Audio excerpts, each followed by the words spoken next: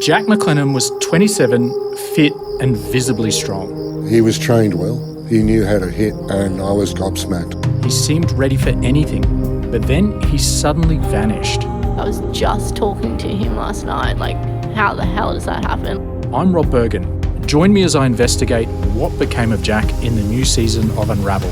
There has to be something more nefarious going on. Search for the Unravel podcast on ABC Listen or wherever you get your podcasts. ABC Listen. Podcasts, radio, news, music and more.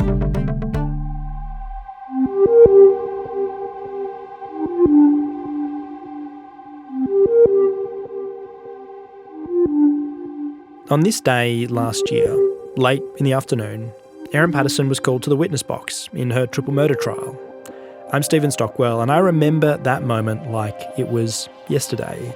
She spent almost 2 weeks talking to the jury with new twists and turns to the story about the meal that killed her in-laws, but not her. Everyone wanted to hear what Erin Patterson had to say, captured the attention of the world, and then 5 weeks later, a jury found her guilty of the murder of Don and Gail Patterson, Heather Wilkinson, and the attempted murder of Ian Wilkinson.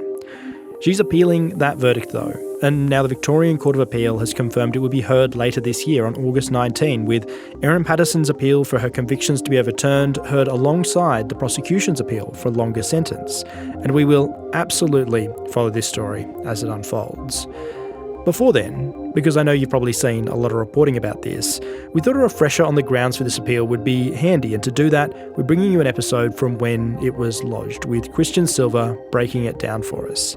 I hope you enjoy this. I really liked listening back because there were things I had forgotten in here, and don't go too far from the Case Of feed. We've got a special episode for you on Thursday, and then next week we're bringing you a whole new case. We're going to take you inside the murder trial of Raymond Reddington, a man in Perth accused of murdering his wife Sharon Fulton in 1986. That case was cold for decades. It was reopened partly because of an anonymous tip, but before then, enjoy this episode from November last year. Just a week after 4 people sat down for a family lunch in rural Victoria, 3 of them were dead. Homicide detectives are still piecing together what exactly happened at the lunch. It's certainly looking like the symptoms are consistent with death cap mushrooms. Erin Patterson said she bought the dried mushrooms at a supermarket and an Asian grocery store months earlier. I cannot think of another investigation that has generated this level of media and public interest. Erin Patterson's legal team confirmed she would be appealing her conviction for the murder of Don and Gail Patterson and Heather Wilkinson, and her attempted murder conviction for Ian Wilkinson. We now have the details of that appeal, or at least some details of that appeal, and here with me to explain it all and break it all down is ABC Court reporter Kristian Silva. Welcome, Kristian. Thanks, Stocky. Nice to see the return of the name Mushroom Case Daily. Look, we're bringing it back. We thought we'd, got the tile, we've got you. Why not, celebrate the origins of this podcast? Now, Kristian, there is a lot to get to in this ep. We've got the grounds of Erin Patterson's appeal. We have 7 grounds that have been in that, and this is my first appeal, so I'm very keen to sort of understand and learn how all this will unfold. First, though, can you quickly run us through what those 7 grounds are? Let's run through them, Stocky. Number 1, and quite interestingly, Patterson's lawyers say that there was a fundamental irregularity when the jury was sequestered.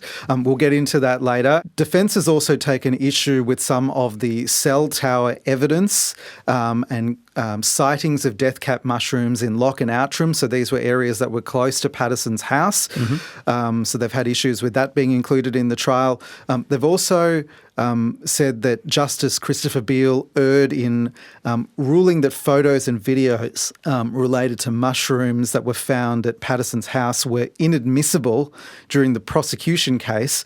And they say there's a substantial miscarriage of justice there. They've got problems with some of the Facebook evidence which was included in the trial, and this was some of the testimony from Patterson's Facebook friends and other messages which flowed from that, and I'm sure we'll get into that as well. Then they've taken issue with Erin Patterson's cross-examination, which did go for several days. They've called it unfair and oppressive. And then points 6 and 7 seem to be tied together. I'm not really sure what the difference is there, but they say that there was a substantial miscarriage of justice because the defence claims that the prosecution opened the case saying there was no evidence of motive, but then closed the case by implying that there was a motive. Yeah. And I mean, all of this, all that we're going through here is kind of contained in like this 2-page document that we've got from the Victorian Supreme Court that's been filed by Erin Patterson's lawyers. What's the purpose of this point? Like, what are we trying to do here? Well, this is just the notice to the court saying, we're lodging an appeal, here's what it is, but what we know over the coming months, Patterson's lawyers will go through each of these 7 points and give the court really detailed written submissions. They'll go to specific paragraphs in the transcripts, so it's crystal clear exactly what they're referring to. And they'll also look at case law as well. If they say there was a miscarriage of justice, they'll explain why and then probably refer to some old cases. Yeah, cool. And 7 grounds, is that a lot? It feels like a lot. I guess they can file as many as they want. Recently in the Greg Lynn appeal, which is another big high-profile case, there was 4 in that one. But even out of those 4, it became really dense, and there were a lot of paragraphs contained within each. So I don't know how this one will be structured. Yeah. But while it is 7, it's kind of really 6. With the closing ones at the end, right? Yeah. Yeah. Okay, cool. Well, we'll get to all of this as we go through the app. Thank you for kind of giving us the speed run of all of it, and we can dive in and unpack all of them now. Let's start at the end of the trial. So to the first ground of the appeal. This was the fact that the jury, when they were sequestered, ended up in a hotel with the prosecution, the police, and some of the media. And this is, just kind of emerged in the squeeze of the Morwell accommodation and Traralgon accommodation at the time with everything that was going on. What is the issue here? What is the kind of the Erin Patterson's defence pointing at or saying happened? Well, the whole point of sequestering the jury, taking them away from their family, away from their community, and putting them in an isolated hub is to keep them separate from contamination. So the fact that they ended up in the same place as the prosecution, the media, and some police witnesses is clearly a failing in an attempt to separate them. However, the question has to be asked, was the jury's mind contaminated by seeing the prosecutor possibly in the hallway, or Stephen Eppenstall, the informant, in the reception, or seeing some of the reporters who they've seen in the courtroom for weeks, seeing them around? That's really what the Court of Appeal is going to have to decide. Now, looking back a few months ago, we were told that kind of nothing untoward happened, but has Patterson's lawyers, have they uncovered something? Is there more to the story other than just some really bad logistical planning? And what Patterson's lawyers say here is that they want the convictions and a retrial to be ordered so that justice cannot only be done, but be seen to be done. And I guess you've got the most high-profile case in decades in Victoria, and if the defence is saying to the court, well, there were problems with it, it's not a good look for you, maybe that's where they're heading. Do you have any idea how they'll check this? Will they get the jury in and ask them questions about it? Will they just sort of go through the various documents and what they already know and review that and make a decision based off of that? I'm sure they've got the ability to gather new evidence, and they could potentially take statements from people. So I'm really fascinated by this. Are they just going off what is kind of known and making a point kind of on philosophical grounds, or have they actually found some damning evidence of contamination of the jury? So I think this is a very interesting ground, and very keen to see if there's more substance to it. Yeah, I mean, most of the other grounds, to me, again, this is the first appeal that I've kind of reported on, or presented this podcast for, at least. It's, they all seem like the sort of thing you would expect an appeal on. And this one with the issue around the jury sequestering is the one that sort of stands out to me. And the interesting thing is, and you'll know this as well, during the trial we were in Morwell, a very small town. There's like not that many facilities in that place. And it was pretty common, even in the lunch break, that you'd be at the cafe and you'd see a couple of jury members.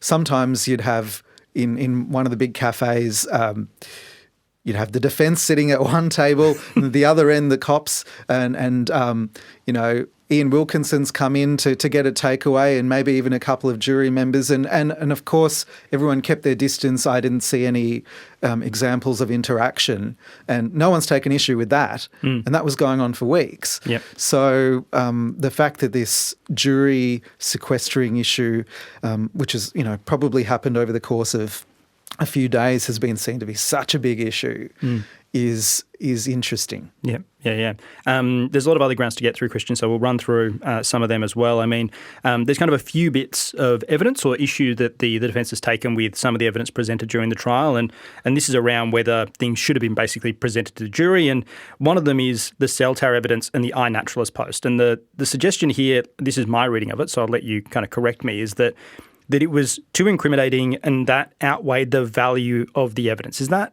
what's being written there? Is that what they're saying? Yeah, so I think where they're going with this is when they talk about evidence of death cap mushroom sightings in Loch and Outram. This is the post by Tom May, by the other mushroom expert, I forget her name, about seeing mushrooms in this area. And remember, the defence said that there was no evidence that Patterson ever saw these posts. So maybe what they're hinting at is the prosecution made a big deal about these people posting stuff online, but if there's no evidence that Patterson saw them, was that unfair to her? Yep. Did they ask the jury to make a mental leap that was a step too far? That seems to be the argument to me. In terms of cell tower evidence, this seems to be questioning the evidence of Matthew Sorrell and him placing Erin Patterson's phone in the areas of Loch and Outram around the time that these online posts were made to iNaturalists where death cap mushrooms were cited. You know, are they saying that there's no evidence that Patterson went to these areas? I think that's where this is going. Yeah, right, yeah. Really interesting to kind of hear all of this kind of picked apart again at the end of a trial, and we've already kind of like talked through so much of this at the time. And I mean, this is all kind of discussed in pre-trial as well, whether or not evidence will or won't be excluded. So it's interesting to kind of have these discussions again now. And yeah, Kristian, the kind of challenge of working out, what they're actually meaning with these grounds. Because again, we've got, we're working off kind of a couple of sentences for each one, right? I'm sure the Director of Public Prosecutions and all the prosecutors involved are also going through this same exercise. They will be preparing their response to this. Of course, they'll be waiting to see exactly what it is that Patterson's lawyers file in a more comprehensive state, but I'm sure over the coming weeks they will be pouring through all the transcripts, trying to make sense of where this is going. Yeah, and we've got a few grounds related to evidence here as well. I mean, the next one is basically around some an SD card, some photos and videos that the defence wanted to include, and I mean the ground basically says here that the learned trial judge, that's Justice Christopher Beale, erred in ruling that they couldn't be included. And I mean Kristian, talking about kind of how little detail we have in these grounds. Do we know exactly what that's referring to?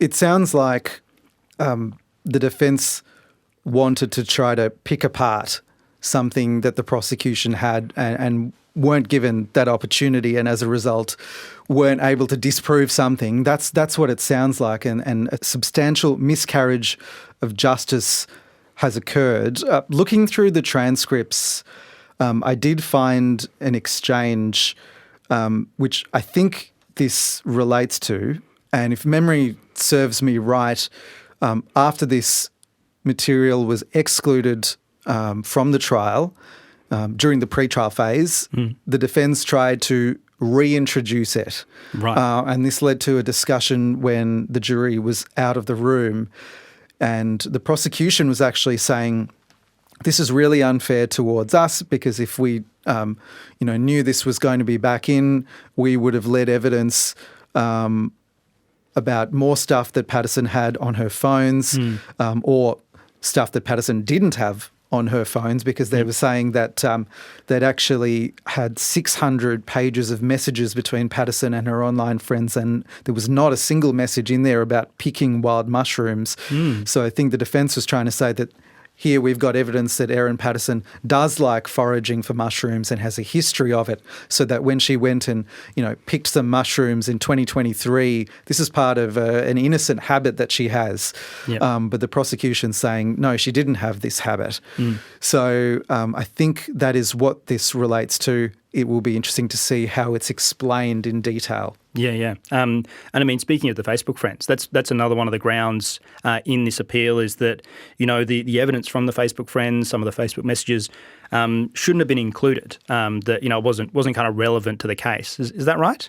That's right. And it feels like the defence is rehashing something that they tried in the pre-trial. They tried to have a lot of this stuff knocked out because they felt that Erin Patterson's conversations with her friends weren't relevant to the actual crime itself. And I remember Colin Mandy making some arguments in the pre-trial that Patterson said some things in anger 8 months before the lunch, and now the prosecution was turning around and using that against her and twisting it. So this feels like a very similar vibe again. They're saying that the Facebook evidence was not relevant and that it caused unfair prejudice to Erin Patterson, and to sort of flash back to what this was messages where Patterson was fairly frustrated with her in-laws. I think she said, this family, I swear to effing God, in one of the messages. She was angry about how Don and Gail Patterson weren't intervening in a financial dispute that Erin was having with their son and her husband, Simon. So the defence again saying that this should never have been in the trial, it was irrelevant. Yep. And caused another miscarriage of justice towards their client. And I mean, this is interesting as well, and I'm trying not to lean too hard on the word interesting because don't worry, I'm getting your emails. But we had this conversation a lot during the trial that there was no motive being presented for the murders that Erin Patterson committed. So, there was nothing that the prosecution could show as to why she had committed these acts, but then they also included these messages that showed this kind of frustration and disquiet between Erin Patterson and the broader Patterson clan. And, there's this, in the grounds, there seems to be one of them, which is basically saying, well, the prosecution said they weren't going to present a motive. And then, they kind of presented these messages and in their closing kind of started suggesting a motive. Is that something that's not allowed? It's really interesting because at the start of the prosecution case, they said that they wouldn't be presenting a motive. And then in the closing arguments, and again, this is in the transcripts, Nanette Rogers repeatedly says, we're not suggesting a motive. However, the defence says that she implied that there was a motive. Right. And looking through some of this text, again, I guess I'm trying to put two and two together. There's some passages where Nanette Rogers refers to Erin Patterson sending bitter, angry messages about her in-laws, calling them a lost cause, saying, I don't need anything from these people. This family, I swear to God, I'm sick of this shit. I want nothing to do with them. So F them. So maybe this is where the defence is heading, that Nanette Rogers has hinted at a whole bunch of things despite explicitly saying that's not what she's doing. Yeah, right. So quite subtle, I guess, in the end. It's this sort of, we're not doing this, but then there's also all these other things, and the defence is kind of going, well, actually, there's a line between them. Yeah, that's the argument anyway. I'm sure the prosecution would disagree. Yeah. Another ground related to the closing in the appeal is that there was a substantial miscarriage of justice in that. That is basically all that ground says. There was a substantial miscarriage of justice in the closing.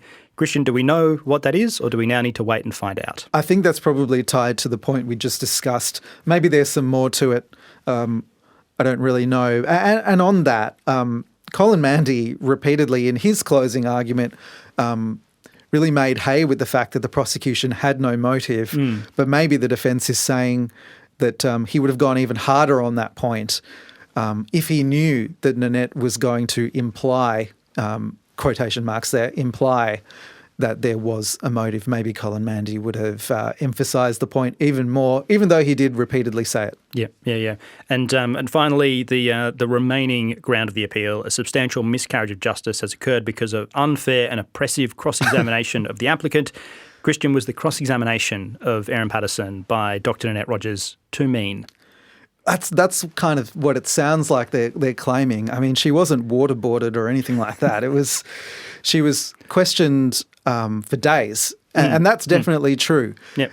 But the thing is, you can't really have it both ways. And in another case, the Greg Lynn case, there's an appeal being lodged on the basis that the prosecutor didn't put a bunch of accusations to Greg Lynn, and then in the closing arguments said a whole lot of things about him which Greg couldn't respond to. Right. Nanette's basically done the opposite in this case. She meticulously went through everything. And you remember this, do you agree or disagree, correct or incorrect? Yep. It went on and on and on and on and on. And it was very thorough, but in the eyes of the defence, it went a little bit too far and was oppressive. But, I mean, Patterson also seemed to take issue with anything that was slightly off the mark and wanted to correct the prosecutor. And she also extended the length of her time on the stand as well. So I'm interested to see how they're going to argue that it was a miscarriage of justice when Nanette Rogers seemingly was being extremely thorough. Yep.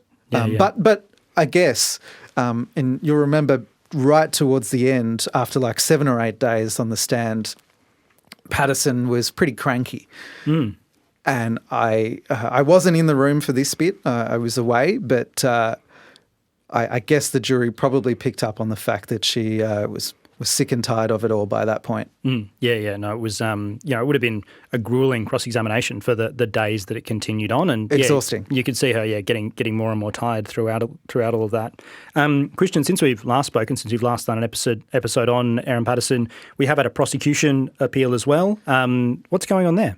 Yeah. So it's a double appeal, which is going to be great fun when we eventually get to the Court of Appeal. So Patterson was sentenced to life in prison with a non-parole period of 33 years, but the prosecution wanted her locked up for life with no chance of parole. And what the prosecution has taken issue with is that Justice Beale effectively gave Patterson that parole opportunity because he cited her difficult conditions in prison, how she's in isolation, how that's likely to continue for ages because she's this notorious criminal.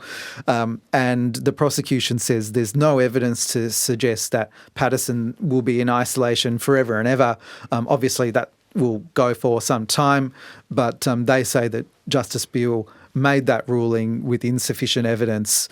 And they would say that it was a manifestly inadequate sentence for someone who committed a triple murder and attempted murder as well. Yep. You were saying at the start of the episode that basically we'll get a lot more detail on these when Erin Patterson's defence team start writing the sort of written submissions, submitting all of that to the Court of Appeal. How does this unfold? What does this look like from here? Well, over the next few months, those submissions will be developed by both Patterson's team. The OPP will no doubt be drafting a response to that, and I'm sure preemptively working on it as well.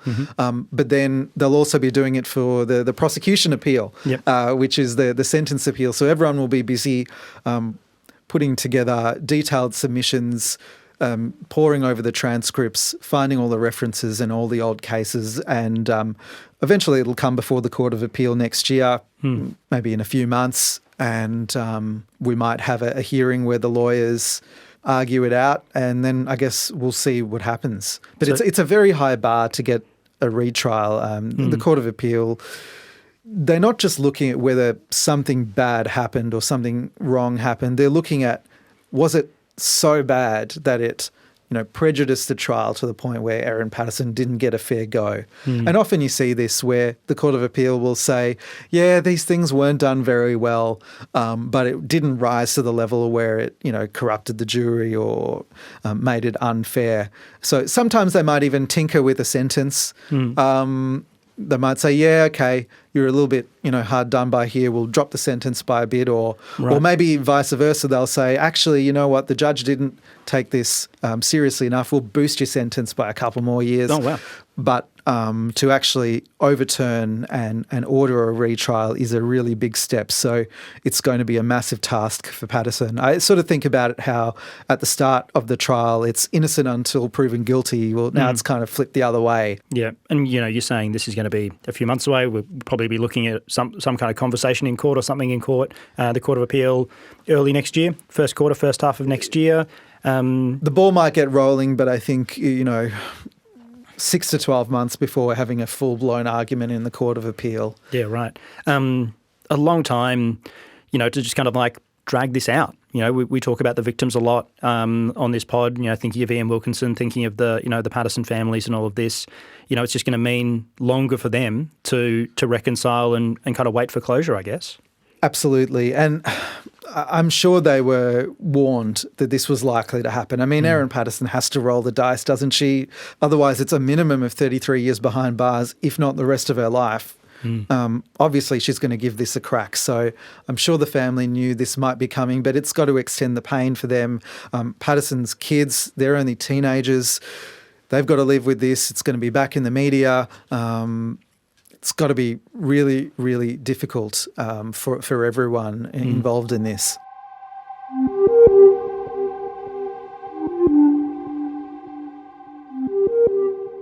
That's our episode from November last year when Erin Patterson filed her appeal. The Victorian Court of Appeal has now confirmed it will hear it alongside the prosecution's appeal for a longer sentence on August 19th. We will be there for that and to bring you all the details as it unfolds. Next week, we're diving into a new case, the murder trial of Raymond Reddington, accused of murdering his wife Sharon Fulton more than 40 years ago. We'll have that for you next Tuesday, and this Thursday, a special episode to dive a little bit deeper into another story that you might have been following.